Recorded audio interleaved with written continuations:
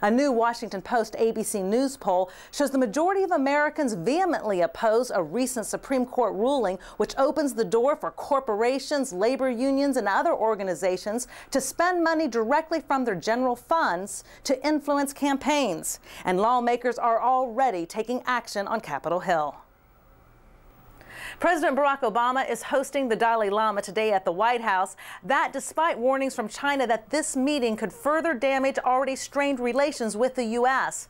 Beijing is increasingly at odds with the United States over trade, currency, internet censorship, and U.S. arms sales to Taiwan. This is Mr. Obama's first presidential meeting with the Dalai Lama.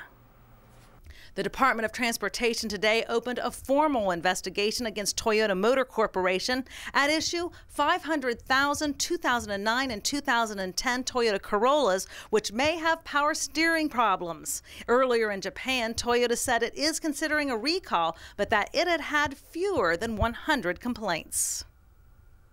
The federal government has been closed for an unprecedented 4 days, and area businesses say they are feeling the pain from the worst snowstorm in 100 years.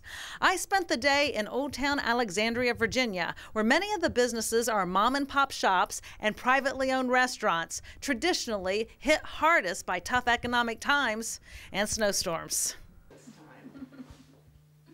Suzanne Hyland and Melaine Francis run Melandre Coiffeurs in Old Town Alexandria, Virginia.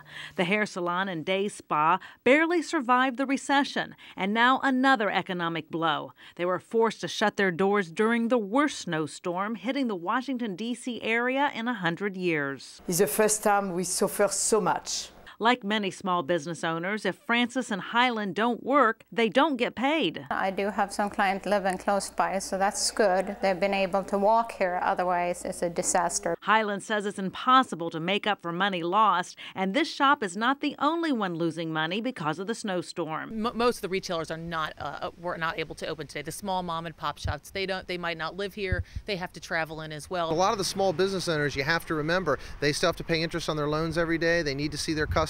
They have their utility bills going on. While hoping for the best, Alexandrians are preparing for another 6 weeks of winter. Rhonda Pence, Old Town Alexandria, Virginia. We still need health insurance reform. In his first State of the Union address Wednesday, President Barack Obama was cool, collected, even sarcastic at times. He is president at a pivotal moment in U.S. history. The nation's unemployment rate is at 10%, and the U.S. deficit has grown since he's taken office. And according to the latest Gallup poll, 76% of Americans say they are dissatisfied with the direction the country is going in. But when I ran for president, I promised I wouldn't just do what was popular. I would do what was necessary. And if we had allowed the meltdown of the financial system, unemployment might be double what it is today. After a year, yeah, you're not going to get the points you probably deserve for avoiding another depression. Americans' opinions about the state of the nation have actually improved since President Obama took office, but more along the lines of less bad rather than positive. 23% of Americans say the country is going in the right direction, but 3/4 of Americans are dissatisfied, and that is well above average. Political analyst Tony Welch says when the economy improves and unemployment falls, Mr. Obama's approval ratings will rise. Even though the economy is actually growing, it isn't growing for most people. And so you can't say, I think the economy, which is the biggest issue in everybody's mind, is headed in the right direction. Creating jobs was the predominant message of President Obama's State of the Union address.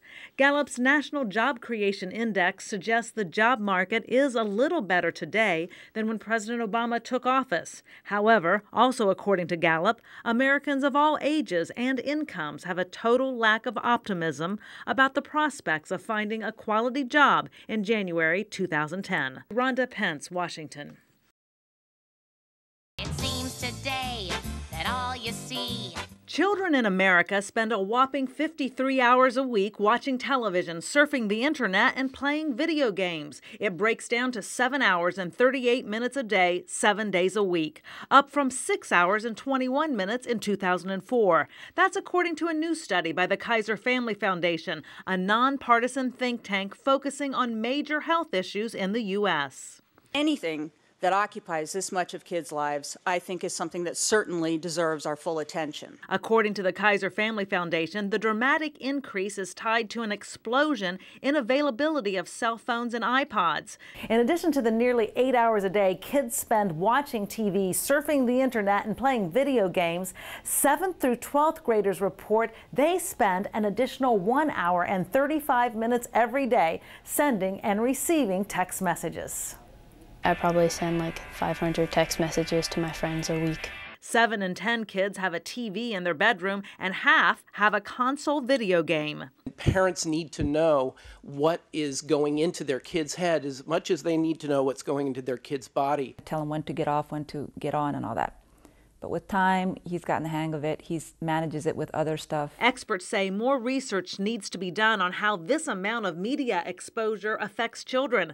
But early studies indicate academic performance deteriorates. 47% of kids who use media more than 16 hours a day got only fair or poor grades in school. Rhonda Pence, Washington.